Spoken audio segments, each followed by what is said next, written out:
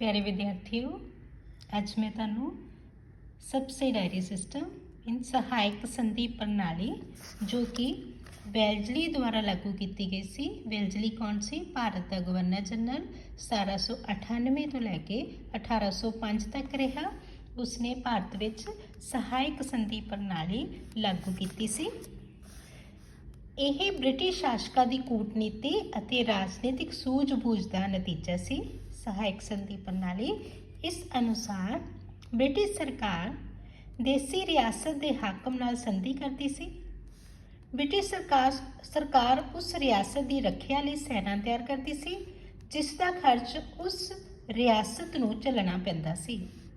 इस दे बदले विच रियासत का हाकम ब्रिटिश सरकार की सर्वउच्चता स्वीकार करता सी ਅਤੇ ਫਰਾਂਸੀਸੀਆਂ ਅਤੇ ਦੂਜੀਆਂ ਵਿਦੇਸ਼ੀ ਸ਼ਕਤੀਆਂ ਨਾਲ ਕੋਈ ਸੰਬੰਧ ਨਹੀਂ ਰੱਖਦਾ ਸੀ। ਇਸ ਦੀ ਉਤਪਤੀ ਤੇ ਵਿਕਾਸ ਕਿਵੇਂ ਹੋਇਆ? ਵੈਲਜ਼ਲੀ ਤੋਂ ਪਹਿਲਾਂ ਮਰਾਠੇ ਅਜਿਹੀ ਪ੍ਰਣਾਲੀ ਅਪਣਾ ਚੁੱਕੇ ਸਨ। ਉਹ ਚੌਥ ਅਤੇ ਸਰਦੇਸ਼ਮੁਖੀ ਵਰਗੇ ਕਰ ਰਿਆਸਤ ਦੀ ਰੱਖਿਆ ਦੇ ਬਦਲੇ ਲੈਂਦੇ ਸਨ। ਸਭ ਤੋਂ ਪਹਿਲਾਂ ਅੰਗਰੇਜ਼ ਕੰਪਨੀ ਨੇ ਇਸ ਨੂੰ ਦੇਸੀ ਹਾਕਮਾਂ ਦੀ ਸੈਨਿਕ ਸਹਾਇਤਾ ਕਰਕੇ शुरू किया। कई युद्धों के विच अंग्रेजी कंपनी ने रियासतों की सैनिक सहायता की। भारतीय युद्धों च हिस्सा लिया। फिर कंपनी ने आप युद्ध करने शुरू करते। कंपनी ने महसूस किया कि देसी रियासतों की सेना पर निर्भर नहीं रहा जा सकता और उन्होंने धन लैके अपनी सेना का संगठन करना शुरू कर दिता। अवध की राजधानी एक रेजिडेंट भी रहन लग्या।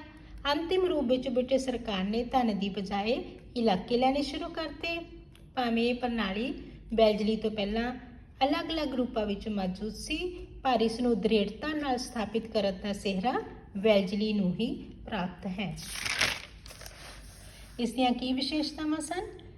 देसी रियासत नूं कंपनी की सर्वउच्चता स्वीकार करनी हुंदी सी। रियासत की राजधानी विच एक ब्रिटिश रेजिडेंट रखिया जांदा सी। रियासत का शासक फ्रांसीसियां जां होर विदेशी शक्ति नाल कोई संबंध नहीं रख सकता सी। कंपनी रियासत के अंदरूनी मामलों में कोई दखल नहीं दिंदी सी। कंपनी रियासत की अंदरूनी बगावतां अते बाहरली हमलिਆਂ तो रखिया करती सी। इस उद्देश्य नाल वो रियासत विच एक सैनिक दस्ता तैयार करती सी। उपरोक्त दस्ते का खर्च उस रियासत के शासक नूं कंपनी नूं देना पैंदा सी। जेकर धन काफ़ी नहीं हुंदा सी तां उस दे बदले विच कुछ इलाके दे दिंदा सी। किहड़ियां रियासतां ते इहनूं लागू किया गया? हैदराबाद, अवध, तंजौर, करनाटक, मैसूर, पेशवा, भौंसला, सिंधिया इन्हां रियासतां ते सबसिडायरी सिस्टम नूं लागू किया गया। इस दे की गुण सन? इस प्रणाली ने भारत के बहुत बड़े हिस्से उत्ते कंपनी की सर्वउच्चता का विस्तार कर दिता। कंपनी की सैनिक शक्ति विच वाधा होया। अंग्रेज अपनी शक्ति अते धन की वरतों किए बिना लड़ाइयां नूं अपने प्रदेशों तो दूर रखण विच सफल हो गए। अंग्रेज़ों नाल संधि करन तो बाद भारतीय रियासत गठजोड़ का खतरा ना रहा। मीन कि भारतीय लोग आपस विच गठजोड़ करके अंग्रेज़ों के खिलाफ खड़े ना होए। ब्रिटिश सरकार का इन्हां रियासतां दे हाकमां दे मनसूबियां अते हिंसक भावना उत्ते पूरा कंट्रोल रहन लग्या। फ्रांसीसियां ने वधदे होए प्रभाव नूं समाप्त किया जा सकिया। कंपनी यूरोपी शक्तियां दी ईर्खा तो बिना ही भारत विच अपनी कंपनी की सर्वउच्चता का प्रसार कर सकी। इसके दोष की सन? इस प्रणाली ने भारतीय रियासतां की शक्ति नूं नष्ट कर दिता।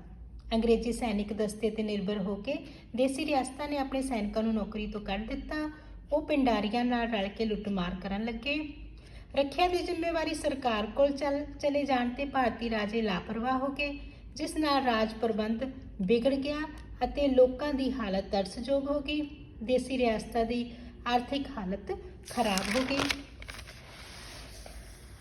इस सिद्धांत नूं सख्ती नाल लागू करने लई डलहौजी लोकां दी भलाई दी इच्छा अते अपने इलाकिਆਂ दी लालसा तो प्रेरित होया। किहड़ियां रियासतां नूं डॉक्ट्रिन ऑफ लैप्स के अधीन अंग्रेजी साम्राज्य शामिल किया गया? सब तो पहला सतारा 1839 दे विच प्रताप सिंह दे भरा राजा बनिया। 1848 ਵਿੱਚ ਉਸ ਦੀ ਮੌਤ ਹੋ ਗਈ। ਡਲਹੌਜੀ ਨੇ ਉਸਦੇ ਗੋਦਲੇ ਪੁੱਤਰ ਨੂੰ ਰਾਜਗੱਦੀ ਤੇ ਬੈਠਣਾ ਸਵੀਕਾਰ ਨਾ ਕੀਤਾ ਅਤੇ 17 ਨੂੰ ਬ੍ਰਿਟਿਸ਼ ਸਾਮਰਾਜ ਵਿੱਚ ਸ਼ਾਮਿਲ ਕਰ ਲਿਆ ਗਿਆ। ਨਾਗਪੁਰ 1853 ਵਿੱਚ ਨਾਗਪੁਰ ਦੇ ਬੇਔਲਾਦ ਰਾਜੇ ਰਘੂ ਜੀ ਦੀ ਮੌਤ ਹੋ ਗਈ ਤੇ ਉਸ ਦੀ ਰਾਣੀ ਜਸਵੰਤ ਰਾਓ ਨਾਮੀ ਲੜਕੇ ਨੂੰ ਗੋਦ ਲੈ ਲੈਂਦੀ ਹੈ, ਪਰ ਡਲਹੌਜੀ ਨੇ ਉਸਦੇ ਰਾਜ ਨੂੰ ਬ੍ਰਿਟਿਸ਼ ਸਾਮਰਾਜ ਵਿੱਚ ਸ਼ਾਮਿਲ ਕਰ ਲਿਆ। ਉਸ ਤੋਂ ਬਾਅਦ ਆ ਗਿਆ ਝਾਂਸੀ।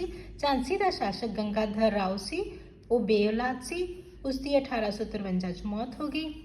ਡਲਹੌਜੀ ਨੇ ਉਸਦੇ ਗੋਦਲੇ ਪੁੱਤਰ ਅਨੰਤ ਰਾਓ ਨੂੰ ਵਾਰਿਸ ਮੰਨਣ ਤੋਂ ਇਨਕਾਰ ਕਰਤਾ। ਉਸਦਾ ਰਾਜ ਬ੍ਰਿਟਿਸ਼ ਸਾਮਰਾਜ ਵਿੱਚ ਮਿਲਾ ਲਿਆ ਗਿਆ। ਇਸ ਤੋਂ ਇਲਾਵਾ ਜੈਤਪੁਰ ਨੂੰ 1849, ਸੰਬਲਪੁਰ ਨੂੰ 1849, ਬਘਾਟ ਨੂੰ 50, ਉਦੈਪੁਰ ਨੂੰ 52 ਦੇ ਵਿੱਚ ਇਸ ਸਿਧਾਂਤ ਰਾਹੀਂ ਬ੍ਰਿਟਿਸ਼ ਸਾਮਰਾਜ ਵਿੱਚ ਮਿਲਾ ਲਿਆ ਗਿਆ। W ਹੰਟਰ ਨੇ ਇਸ ਸਿਧਾਂਤ ਦੇ ਪੱਖ ਵਿੱਚ ਦਲੀਲਾਂ ਦਿੱਤੀਆਂ ਹਨ।